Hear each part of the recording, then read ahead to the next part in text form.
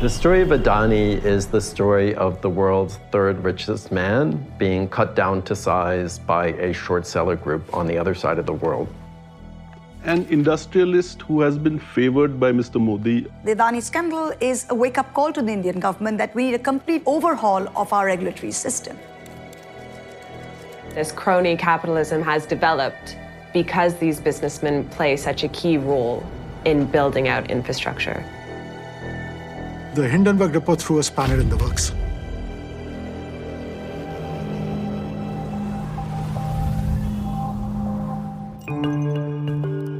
On January 24th, a report from US-based short seller Hindenburg Research accused Adani of share price manipulation and fraud, and that ultimately knocked about $100 billion off of their market valuation. Gautam Adani went from being the world's third richest man on the Forbes rich list to somewhere in the 20s. It was extraordinary. The Adani story is a question of who you know versus what markets know. It's a question of whether Adani's connections are strong enough to carry this massive infrastructure empire through the market tumult sparked by a single short report. He has paid back his debt on his personal shareholding, which he had borrowed, about $2.5 billion. Nobody in this country has a concern about the ability to repay debt. So underlying the entire story of Adani, we should never forget, is a very competent man and a very competent businessman who owns fantastic companies with very good cash flows. The fundamentals of our company are very strong, and we have an impeccable track record of fulfilling our debt obligations. I think the Hindenburg report raised really fundamental questions about investing in India, whether you could trust the corporate governance at listed companies where you had your shares and were parking your own money. I think it also raised broader questions about the integrity of India's institutions, whether it's the stock market regulator, SEBI, or the law enforcement agencies. And finally, the integrity of the business press in India, the extent to which they've been covering diligently what's happening at leading groups like Adani. So Gautam Adani, like Narendra Modi, the prime minister, is from Gujarat. He's a first-generation businessman, comes from a community of entrepreneurs. He started off running his own business, then over a period of time got into exports. And from then, it's been this almost non-stop expansion. Well, I met him in some industry forums. He came across as a very focused entrepreneur. Is the man who, more than anyone else, has risen both in fame and reputation during the Modi years. There does seem to be a very, very nice parallel between the rise of Narendra Modi and the rise of Gautam Adani. And the rumors that he's close to them are not new rumors. They've been around for 20 years. Gautam Adani and Narendra Modi have a relationship that one could describe as symbiotic. Adani's rise in business has coincided with Modi's rise in politics.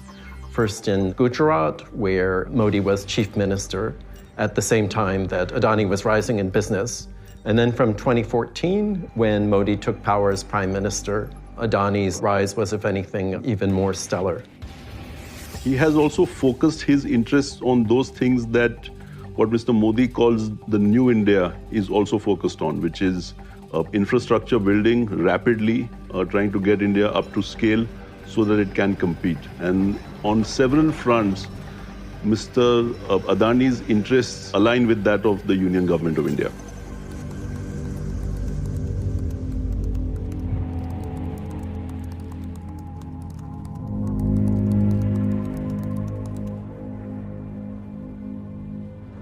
He also has one other thing going for him, and that is you have to remember that he is playing on the India growth story. India needs a huge investment in infrastructure, and he is positioned right at the fulcrum where the finger needs to be put. The deal that put Adani on the map was when he won the rights to operate the land in Mundra. The port allowed him to demonstrate that I'm a competent businessman regardless of any connection, which means that it opened up for him the doors to other deals. I think Mr. Adani would like the perception to remain that he is very close to Mr. Modi. Now, how close he is to Mr. Modi is only a question that Mr. Modi could answer. Opposition politicians and a few intrepid journalists have also been raising questions over Adani's integrity and about possible corruption or cronyism. They don't have much to work on other than circumstantial ties. We don't have any evidence of this, but there are clearly deals which make you feel that it is his closeness to the government that got him these contracts. The ports to some extent, but the airports for sure. I was in Delhi and Adani had just won the right to operate 6 airports. All of a sudden, out of the blue, this guy was not known as an airport operator, and yet he just came in and won this massive bid.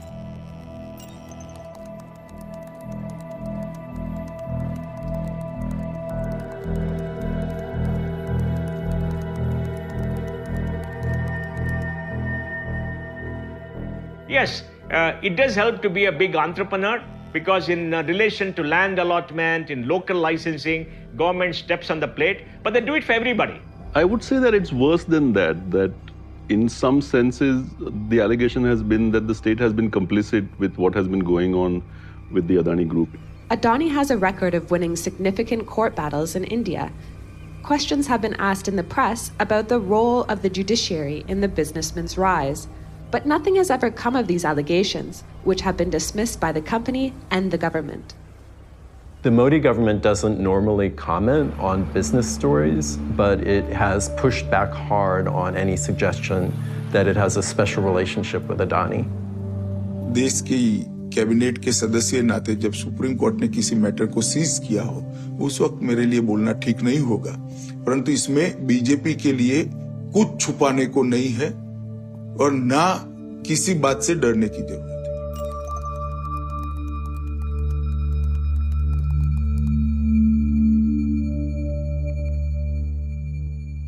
Adani has been building infrastructure projects in neighboring countries, including Bangladesh and Sri Lanka.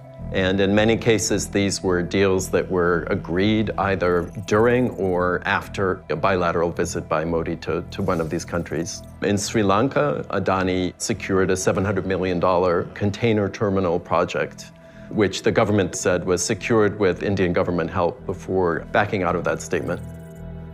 In Israel, Adani secured the concession to operate Haifa port, which is Israel's second largest. In Bangladesh, after a visit by Modi to his Bangladeshi counterparts, Sheikh Hasina won a deal for a power project, which involves burning coal in India and then transmitting power over the border into Bangladesh.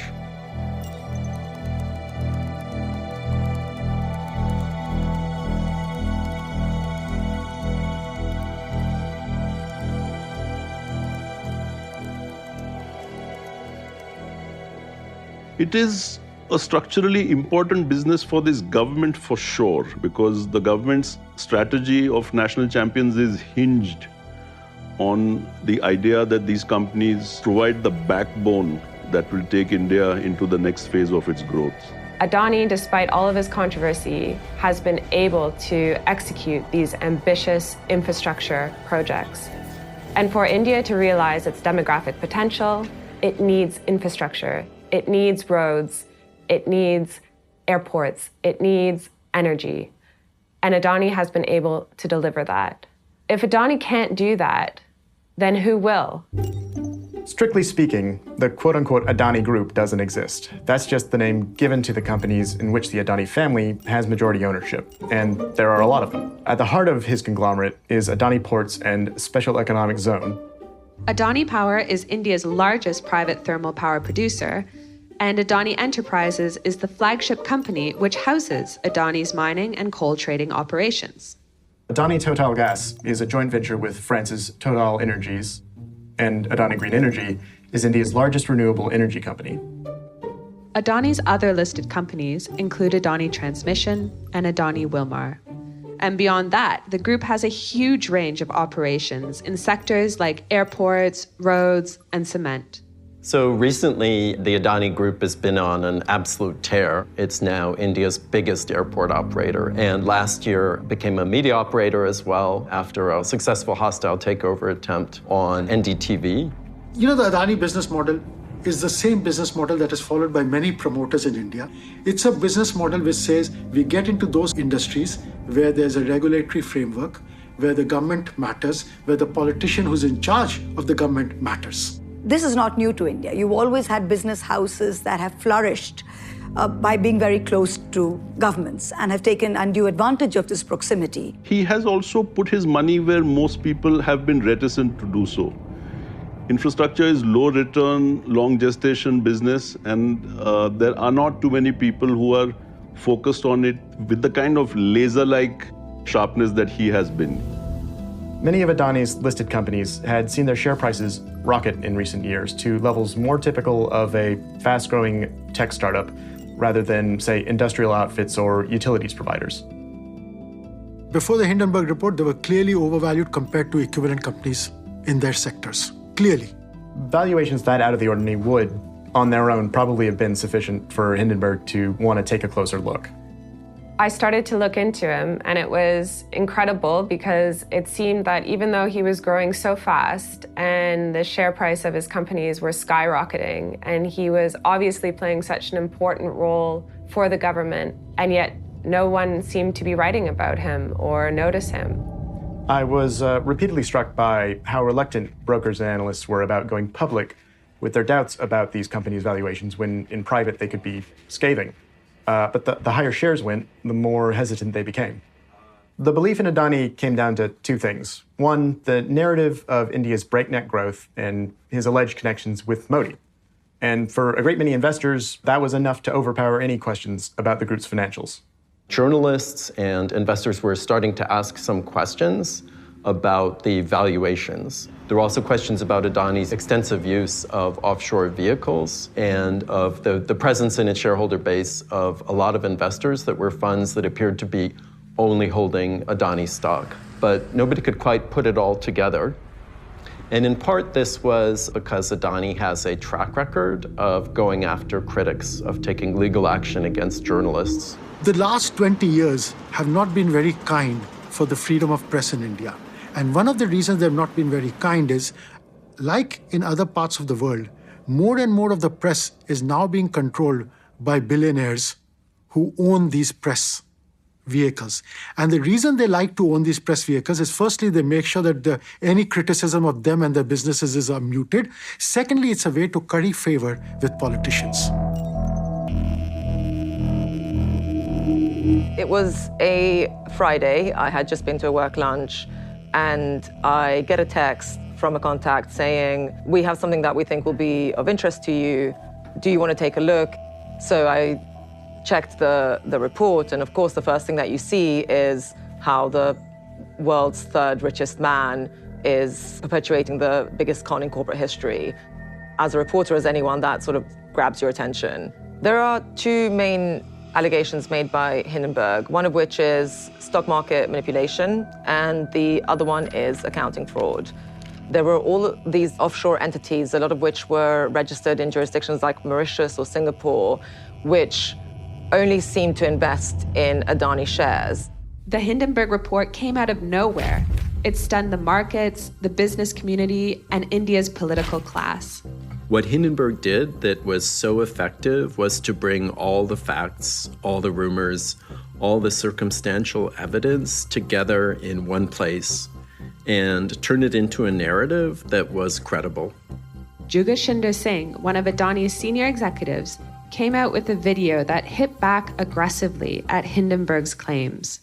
The report is a malicious combination of selective misinformation, stale, baseless and discredited allegations that have been tested and rejected by India's highest courts.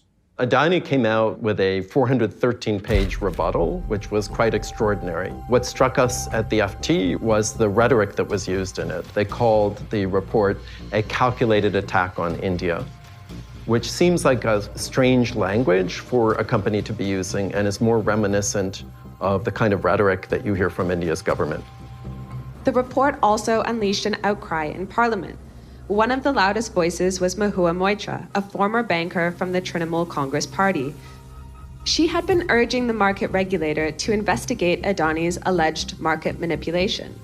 Some of the issues he raised were issues that I had raised, were issues that other people had raised over the last 3 or 4 years.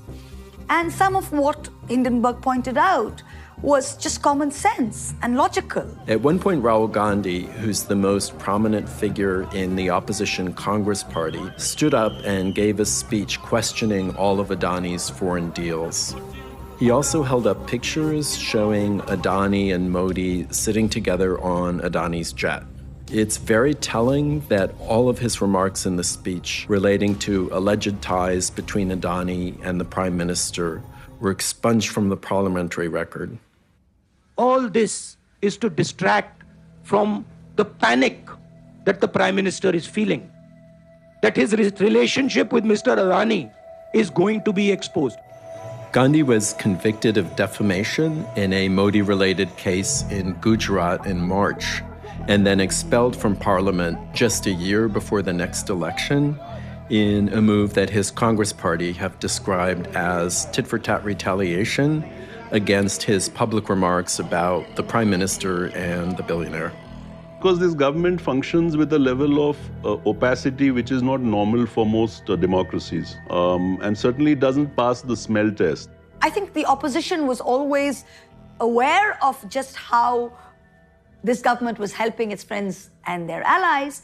But given that the BJP government came to power in India on an anti-crony capitalism wicket, for them to be embroiled in a scandal that was so obviously crony capitalistic, and that too for just one man, I think that's so all the ingredients were in for this very, exciting political financial potboiler. I just remember checking in at the Open day after day, just watching the market value of these companies evaporate. Indian promoters have been very good at managing the regulatory environment as a group so that short selling in India is not a frequent occurrence. It's not that it's impossible to short shares or to short companies in India, it's that it's almost impossible to make money from it. You have to do it through other jurisdictions. The one that is most used is probably Singapore. Hindenburg could have bet against Adani through India's main stock index, the Nifty 50, in which Adani companies are constituents. It would have been able to use a derivative called a single stock future that would allow the firm to have a weighted exposure to the group through the Singapore exchange. To do this, it would need Singapore-based banks to act as counterparties. They would offer a security based on the whole index with exposure to India's 50 leading stocks, but then sell most of the underlying shares, leaving just Adani companies. That means Hindenburg could have exposure to Adani and short this derivative like a normal security. Only crucially, it could do it in Singapore and therefore avoid India's disclosure rules that make shorting hard. The timing of the report was pretty much perfect as far as Hindenburg was concerned. It was a surgical strike. The impact was to torpedo shares in Adani companies just as it was trying to get this massive share sale out the door. In January 2023, Adani Enterprises launched a share offering with the aim of raising $2.5 billion. They ultimately decided to call it off. That was, I think, a huge win for Hindenburg. If he had managed to pull off that share offering, it would have been a sliding doors moment, but instead it went seriously wrong. And some people say because he's a short seller, you should not trust him. I say because he's a short seller, I trust him more. Why? They're putting their money where their mouth is. There are three key elements to Adani's finances and why Hindenburg was interested in the company: share price, corporate governance, and debt levels. You had Adani and his family officially holding the majority of his stock, in some cases right at the 75% limit allowed under Indian securities law. But you also had these offshore entities owning Adani shares, and these offshore entities allegedly have links to the Adani family. That raises two immediate problems. One, does Adani have a sufficient free float? And two, is there round tripping? Is there market manipulation that is impacting the share price? Both of these could be a violation of Indian law. So this is something I flagged way back in 2019. I wrote to the Securities and Exchange Board of India, I wrote to the Minister of Finance, and I got absolutely no answers.